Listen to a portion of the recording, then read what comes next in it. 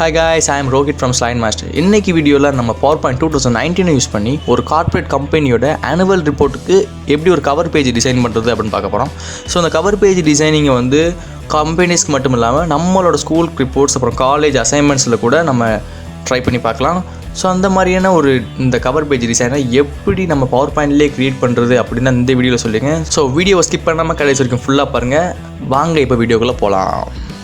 So first வந்து உங்கள் ஸ்லைடை A4 சைஸுக்கு மாற்றிக்கங்க. நான் ஆல்ரெடி நிறைய தடவை சொல்லியிருக்கேன் உங்கள் ஸ்லைடை எப்படி A4 சைஸுக்கு மாற்றுறது அப்படின்ட்டு. ஸோ இப்போ இன்செட்டில் போய்ட்டு ஷேப்ஸில் ஒரு ஓவல் ஷேப் எடுத்துக்கிறேன். அதை கண்ட்ரோல் ஷிஃப்ட் யூஸ் பண்ணி ஒரு ஷேப்பை இன்சர்ட் பண்ணிக்கிறேன். ஓவல் ஷேப் இன்சர்ட் பண்ணிட்டேன். ஸோ நார்மலான சைஸில் கொஞ்சம் பெருசாகவே இன்சர்ட் பண்ணிக்கலாம்.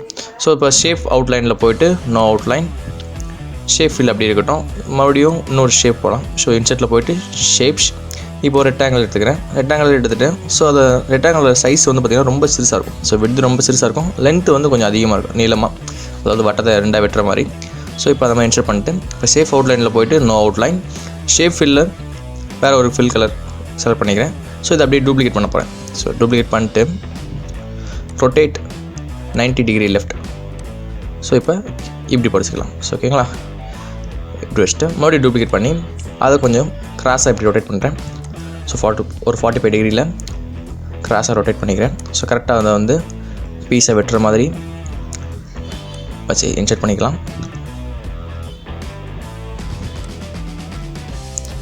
ஸோ கரெக்டாக கிராஸ் அலைன் பண்ணிட்டீங்க அப்படின்னா மறுபடியும் டூப்ளிகேட் பண்ணுங்கள். டூப்ளிகேட் பண்ணிட்டு ரொட்டேட் லெஃப்ட் 90 டிகிரி. ஸோ இந்த பக்கமாக இப்போ முதல் லெஃப்ட் சைட் பண்ணோம், இப்போ ரைட் ஹேண்ட் சைட் இதே மாதிரி இன்சர்ட் பண்ணியாச்சு. ஸோ இப்போ வந்து பக்காவாக இருக்குது. ஸோ இப்போ இன்சர்ட்டில் போய்ட்டு ஷேப்ஸில் போய் இன்னொரு ஓவல் ஷேப் எடுங்க. ஓவல் ஷேப் எடுத்து ஸோ ஒரு ஓவல் ஷேப் வந்து சென்டரில் இந்த மாதிரி இன்சர்ட் பண்ணிக்கோங்க. ஸோ சென்டரில் இந்த மாதிரி இன்சர்ட் பண்ணிக்கலாம். இன்சர்ட் பண்ணிட்டு கொஞ்சம் சிறுசாக இருக்குது அப்படின்னு நினச்சிங்கன்னா கொஞ்சம் பெருசாகிக்கிங்க, அது உங்கள் விருப்பம் தான். ஸோ உங்களுக்கு தேவையானதுபடி பண்ணிக்கலாம். So shape outline no outline shape ஃபில்லையும் கொஞ்சம் மாற்றிடலாம். So shape fill yellow colour கொடுத்துக்கிறேன். ஸோ இங்கே பார்த்தீங்கன்னா இங்கே ஒரு 8 ஷேப் தெரியும் உங்களுக்கு, இந்த ப்ளூ கலரில் தெரியுது பார்த்தீங்களா, அதை தான் நம்ம தனித்தனியாக வெட்டி எடுக்க போகிறோம். ஸோ அதுக்காக தான் இந்த எல்லா ஷேப்புமே இன்சர்ட் பண்ணிக்கும். ஸோ அதனால் என்ன பண்ணலாம் அப்படின்னா இப்போ எல்லாமே செல் பண்ணுங்கள். கண்ட்ரோல் A செல் பண்ணிவிட்டு ஃபார்மெட்டில் போய்ட்டு மெர்ஜ் ஷேப்ஸில் ஃப்ரெக்மெண்ட் கிளிக் பண்ணுங்கள். ஸோ இந்த மாதிரி உங்களுக்கு வரும். இது என்ன பண்ணலாம் பார்த்தீங்கன்னா வெளியே வச்சு கிளிக் பண்ணிட்டு அந்த ஷேப் இருக்கு இல்லையா 8 ஷேப்பு, அதை நம்ம தனித்தனியாக வேணும். அதனால் அதை மட்டும் இப்போ செல் பண்ண போகிறோம்.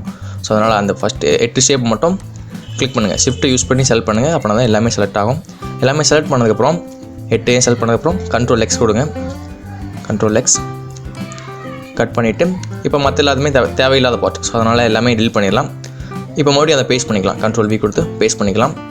ஸோ ஓகே, பேஸ்ட் பண்ணியாச்சு. ஸோ இதில் பார்த்திங்கன்னா 2 ஷேப்பை நமக்கு எந்த மாதிரி தேவையோ எந்த பக்கம் தேவையோ அதை வந்து நம்ம இமேஜை வந்து ப்ளேஸ் பண்ணுறதுக்கு யூஸ் பண்ணிக்கலாம். ஸோ எனக்கு இந்த பக்கம் கரெக்டாக இருக்குன்னு தோணுது, அதனால் இதை மட்டும் செலக்ட் பண்ணிட்டு குரூப் பண்ண போகிறேன்.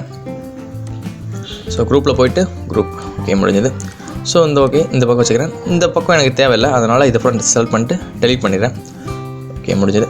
ஸோ இதை வந்து கொஞ்சம் ரொட்டேட் பண்ணிவிட்டு அப்படியே கீழே பாட்டம் கொண்டு வரேன். பாட்டமில் வந்து அதோட சைஸை வந்து பெருசாக்க போகிறேன். ஸோ சைஸை பெருசாக்கினா தான் இமேஜெலாம் கொஞ்சம் பெருசாக தெரியும். ஸோ இல்லைனா சிறுசாக இருக்கும், ரொம்ப சிறுசாக இருக்கும். அதனால் கொஞ்சம் பெருசாகிக்கிறேன். அதே மாதிரி இந்த பார்த்திங்கன்னா அந்த வட்டத்தோட கார்னர்ஸ் வந்து பேஜோட எண்டில் இருக்கிற மாதிரி பாருங்கள், அப்படின்னா தான் நல்லாயிருக்கும். ஸோ அதனால் முடிஞ்ச அளவுக்கு கரெக்டாக அமைகிற மாதிரி உங்கள் ஷேப்பை கொஞ்சம் பெருசாக்கவோ இல்லை சிறுசாகவோ பண்ணிங்கன்னா கரெக்டாக வந்துடும். ஸோ அதனால் அது முடிஞ்ச வரைக்கும், அதாவது அந்த ஷேப் கரெக்டாக வர்ற வரைக்கும் ட்ரை பண்ணிட்டுருங்க. ஸோ ஓகே கரெக்டாக வந்துடுச்சு. ஓகே முடிஞ்சது. இப்போ வந்து என்ன பண்ணலாம் அப்படின்னா நம்ம அது குரூப் பண்ணோம் இல்லையா, இதை அன்குரூப் பண்ணிடலாம். ஸோ மறுபடியும் ஃபார்மெட்டில் போய்ட்டு குரூப்பில் அன்குரூப் பண்ணிட்டா தான் நம்ம இமேஜெல்லாம் தனித்தனி இன்சர்ட் பண்ண முடியும். ஓகே, இப்போ வந்து பேக்ரவுண்டில் ஒரு இமேஜ் ஆட் பண்ணலாம். ஸோ ஃபார்மெட் பேக்ரவுண்டில் போய்ட்டு picture insert from a file. So உங்கள் ஃபைல் வந்து ஓப்பன் ஆகும். இதில் வந்து உங்களுக்கு தேவையான ஒரு கார்ப்பரேட் இமேஜை நான் இப்போ இன்சர்ட் பண்ண போகிறேன். ஸோ இதில் பார்த்திங்கன்னா அந்த இமேஜ் வந்து பேஜ் சைஸு கரெக்டாக இருக்குது, அதனால் ஒரு பிரச்சனையும் இல்லை. ஸோ அது சிறுசாக தான் பிரச்சனை, அதை ரீசைஸ் பண்ணிகிட்டு இருக்கணும். ஸோ இங்கே பார்த்தீங்கன்னா அதில் ட்ரான்ஸ்பரன்சின்னு ஒரு ஆப்ஷன் இருக்கும். அதில் வந்து 0% இருக்கும். அதை நீங்கள் வந்து 50% மாற்றிருங்க. 50% மாற்றிங்கன்னா தான் ஸோ உங்கள் பேக்ரவுண்ட் வந்து இந்த மாதிரி டல்லாக இருக்கும். ஸோ இதுதான் நமக்கு தேவை. இப்போ வந்துட்டு மறுபடியும் இந்த ஷேப்ஸ் எல்லாமே நம்ம இமேஜ் இன்சர்ட் பண்ண போகிறோம்.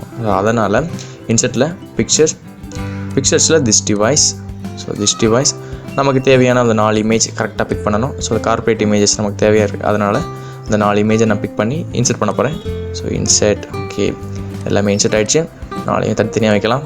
ஸோ ஓகே இந்த பக்கம் ஸோ பார்த்திங்கன்னா 2 பெரிய இமேஜஸ் இருக்குது, 2 சின்ன இமேஜஸ் இருக்குது. ஸோ இந்த 2 பெரிய இமேஜஸையும் நடுவில் 2 பெரிய ஷேப்ஸ் இருக்குது பார்த்தீங்களா. ஸோ அதில் வச்சிடலாம், அதில் ப்ளேஸ் பண்ண கரெக்டாக இருக்கும். இந்த 2 சின்ன இமேஜஸை டாப்பில் ஒன்று பாட்டமில் ஒன்று சின்ன ஷேப்ஸில் ப்ளேஸ் பண்ணிடலாம்.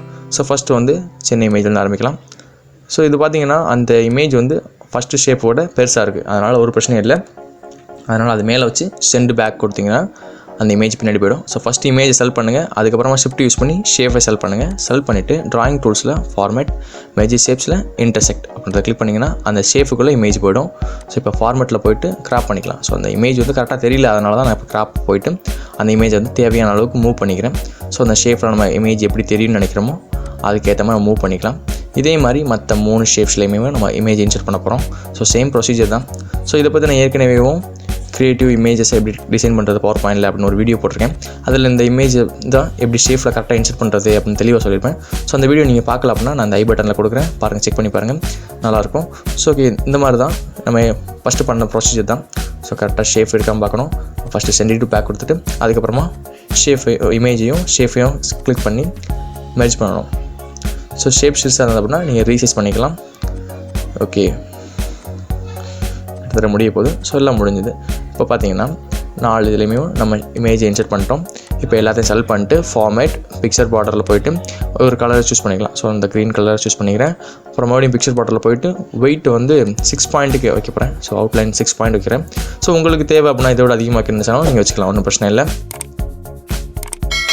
ஓகே, இமேஜ் எல்லாமே நம்ம இப்போ இன்சர்ட் பண்ணிட்டோம். இப்போ வந்து சம் டெக்ஸ்ட் கண்டென்ட்ஸ் வந்து நம்ம இன்சர்ட் பண்ண போகிறோம். ஸோ இன்சர்ட்டில் போய்ட்டு டெக்ஸ்ட் பாக்ஸ் ட்ரா பண்ணிக்கலாம். ட்ரா பண்ணிட்டு நமக்கு தேவையான டெக்ஸ்ட்டை வந்து அதில் கொடுக்கலாம். ஸோ நான் ஆனுவல் அப்படின்னு டைப் பண்ணுறேன். அதை ஃபுல்லாக செலக்ட் பண்ணிவிட்டு அதோட ஃபாண்ட் சைஸை வந்து இன்க்ரீஸ் பண்ணுறேன், ஒரு 44 சைஸில் வைக்கிறேன். அப்போ அதே மாதிரி ஃபாண்ட் ஸ்டைலையும் ஒரு நீட்டான ஒரு ஃபார்மேட் ஸ்டைலுக்கு மாற்றுறேன். ஸோ நான் இது கார்பரேட், அதனால் கொஞ்சம் நீட்டாக தான் இருக்கணும், ஃபார்மலாக இருக்கிற மாதிரி பார்க்கணும் ஃபாண்ட் ஸ்டைல் சமயமும். ஸோ இப்போ வந்து மறுபடியும் இன்சர்ட்டில் போய்ட்டு ஷேப்ஸில் ஒரு ரெக்டாங்கிள் எடுத்துக்கிறேன். ஸோ ரெக்டாங்கிள் எடுத்து அந்த டெக்ஸ்ட்டு மேலே அதை கவர் பண்ணுற மாதிரி ஒரு ரெக்டாங்கிள் இன்சர்ட் பண்ணுறேன்.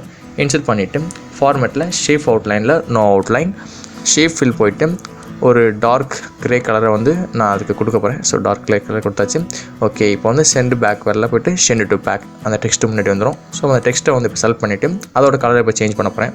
ஸோ ஹோம் டேப் போகணும். ஸோ ஹோம் டேப்பில் கலர்ஸ், ஸோ அந்த ஒயிட் கலர், ஸோ கரெக்டாக இருக்கும். Okay, perfect. இப்போ வந்து அந்த ரெண்டையுமே கரெக்டாக அலைன் பண்ணிவிட்டு அந்த ரெக்டாங்குலரையும் டெக்ஸ்ட் பாக்ஸையும் ரெண்டையும் செலக்ட் பண்ணி டூப்ளிகேட் பண்ணுங்கள். Ctrl+D யூஸ் பண்ணி டூப்ளிகேட் பண்ணுங்கள்.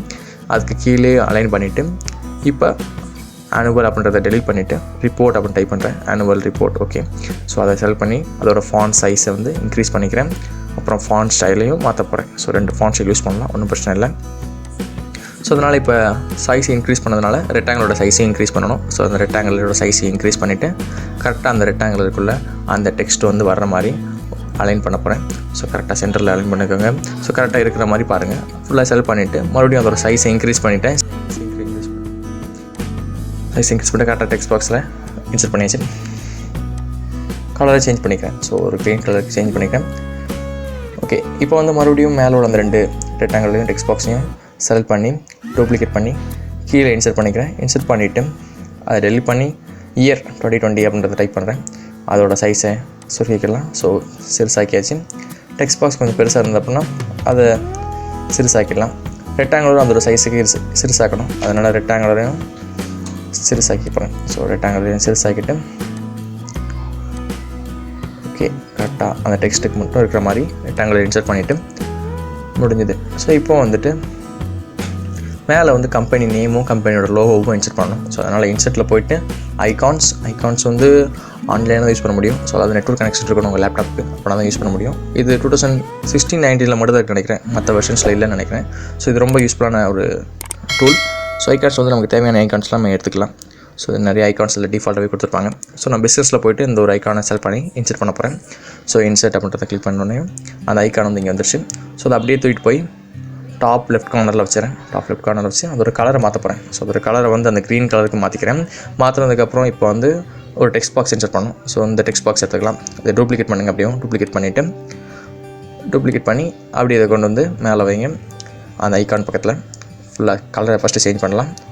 ஸோ அதே அந்த டார்க் க்ரே கலருக்கு சேஞ்ச் பண்ணியாச்சு. சேஞ்ச் பண்ணதுக்கப்புறம் அதை டெலிட் பண்ணிவிட்டு நம்ம கம்பெனியோட நேம் வந்து கொடுக்கணும். ஸோ அதனால் டெலிட் பண்ணிவிட்டு கம்பெனி நேம் அப்படின்னு அடிக்க போகிறேன். ஸோ டைப் பண்ணிட்டு கம்பெனி டெக்ஸ்ட் பாக்ஸை கொஞ்சம் ரீசைஸ் பண்ணி மறுபடியும் ஸ்பேஸ் விட்டு நேம். இப்போ நேமை மட்டும் வேறு ஒரு கலரில் மாற்றிடலாம். ஸோ நேம் மட்டும் செலக்ட் பண்ணுங்கள், வேறு ஒரு அந்த க்ரீன் கலருக்கு மாற்றிடலாம். ஸோ மொத்தமாகவே இது ஸ்பெஷல் பண்ணி அதோட சைஸ் வந்து ரொம்ப பெருசாக்கிற மாதிரி இருக்குது, அதனால் சிறுஸ் பண்ணிடலாம். ஸோ ஓகே, இப்போ நீட்டாக முடிஞ்சது, எல்லாமே பக்காவாக ரெடி ஆகிடுச்சு. இப்போ கொஞ்சம் ஜிகினா வேலை பார்க்கலாம். ஸோ அதனால் என்ன பண்ண போகிறோம் அப்படின்னா இன்சர்ட் போய்ட்டு ஷேப்ஸில் வந்து ஒரு ட்ரையாங்கிள் எடுத்துக்கோங்க. ட்ரையாங்கிள் எடுத்து ஸோ ஷேப் அந்த பேஜில் வந்து இப்படி பெரிய சைஸில் அந்த ஒரு ட்ரையாங்கிளை இன்சர்ட் பண்ணிக்கோங்க. ஸோ பெரிய சைஸ் ட்ரையாங்கிளை இன்சர்ட் பண்ணியாச்சு. இன்சர்ட் பண்ணதுக்கப்புறம் ஃபார்மேட்டில் shape outline, no outline, shape ஃபில்லில் வந்து கலரை வந்து க்ரீன் கலருக்கு மாற்றிக்கிறேன், அதே க்ரீன் கலரை மாற்றிக்கிறேன். ஸோ இப்போ ஷேப் எஃபெக்ட்ஸ் போய்ட்டு அதில் சாஃப்ட் எட்ஜஸ் இருக்கும். ஸோ அதில் மூணாவது இருக்கிற சாஃப்ட் எட்ஜஸை செலக்ட் பண்ணிக்கிறேன். அதுக்கப்புறமா இப்போ அந்த ஷேப்பில் வச்சு ரைட் கிளிக் பண்ணி ஃபார்மேட் ஷேப் அப்படின்னு இருக்கும், கடைசிக்கு முந்தினதான் ஃபார்மேட் ஷேப் அப்படின்னு இருக்கும், அந்த ஆப்ஷனை கிளிக் பண்ணுறேன். ஸோ அந்த ஆப்ஷனை கிளிக் பண்ணதுக்கப்புறம் இந்த மாதிரி இருக்கும். இதில் வந்து இந்த டிரான்ஸ்பரன்சின்னு இருக்குது பார்த்திங்களா, அந்த டிரான்ஸ்பரன்சி வந்து நம்ம 60% வச்சுக்கலாம். ஸோ ஒரு 0% இருக்கும், நம்ம 60%, 60% வச்சுக்கலாம். So 60, okay perfect. இப்போ வந்துட்டு சென்ட் டு பேக் கொடுத்துடலாம். ஓகே, அந்த இமேஜ் பின்னாடி போயிடும். இப்போ மறுபடியும் அதை டூப்ளிகேட் பண்ணலாம். Ctrl D யூஸ் பண்ணி டூப்ளிகேட் பண்ணுங்கள். Rotate left 90 degree. இப்போ இந்த பக்கமாக அதை அலைன் பண்ணிவிட்டு ஸோ இந்த பக்கமாக இன்னும் கொஞ்சம் அலைன் பண்ணிக்கலாம். ஓகே, அலைன் பண்ணிட்டு அதோட கலர் வந்து மாற்ற போகிறேன். ஸோ ஷேப் ஃபில்லில் போய்ட்டு அந்த டார்க் கிரே கலரை கொடுத்துக்கிறேன். ஸோ ஓகே, கொடுத்ததுக்கப்புறம் மறுபடியும் சென்ட் பேக் வரல, சென்ட் டு பேக். ஓகே, முடிஞ்சது, பர்ஃபெக்ட். ஸோ நீட்டாக முடிஞ்சது. அப்புறம் இன்னும் கொஞ்சம் சின்ன வேலை இருக்குது. அது என்னென்னா அந்த ஹைட்டு கொஞ்சம் அதிகமாக இருக்கிற மாதிரி இருக்குது, அதை கொஞ்சம் சிறுசாகிடலாம். ஸோ ஹைட்டை கொஞ்சம் சுருக்கிட்டேன். ஸோ ஓகே, முடிஞ்சது, அவ்வளோதான். ஸோ இப்போ ஃபார்மேட் பேக்ரவுண்டை க்ளோஸ் பண்ணிடலாம். க்ளோஸ் பண்ணிவிட்டு ஒரு ஸ்லைட் ஷோ பார்க்கலாம் பாருங்கள். ஸோ சூப்பராக நம்ம கார்ப்பரேட் ஆனுவல் ரிப்போர்ட்டோட கவர் பேஜ் வந்து நம்ம ரெடி பண்ணிட்டோம். ப்ரொஃபஷனல் இருக்கும், நம்ம பவர் பாயிண்டில் இதை க்ரியேட் பண்ணியிருக்கோம். ஸோ வேறு எந்த சாஃப்ட்வேருமே யூஸ் பண்ணல, நீட்டாக ப்ரெசென்ட் பண்ணிடலாம். ஸோ இதை எப்படி எக்ஸ்போர்ட் பண்ணுறதுன்னு உங்களுக்கு காட்டுறேன். ஸோ ஃபைலில் போய்ட்டு எக்ஸ்போர்ட் அப்படின்ற ஆப்ஷன் இருக்கும், அது பிடிஎஃப்னு இருக்கும், அதை க்ரியேட் பிடிஎஃப்ன்றதை டபுள் கிளிக் பண்ணிங்க அப்படின்னா இந்த மாதிரி உங்களுக்கு ஃபைல் ஓப்பன் ஆகும். ஸோ அதோட இதில் வந்து அந்த ஃபைலோட நேமை கொடுத்து நீங்கள் பிடிஎஃபாக சேவ் பண்ணி அதை எக்ஸ்போர்ட் பண்ணிக்கலாம். ஸோ பவர் பாயிண்டில் நீங்கள் பிரிண்ட் அவுட் எடுக்க முடியாது. ஸோ அதனால் பிடிஎஃபாக இருந்தால் உங்களால் ஈஸியாக எக்ஸ்போர்ட் பண்ண முடியும்.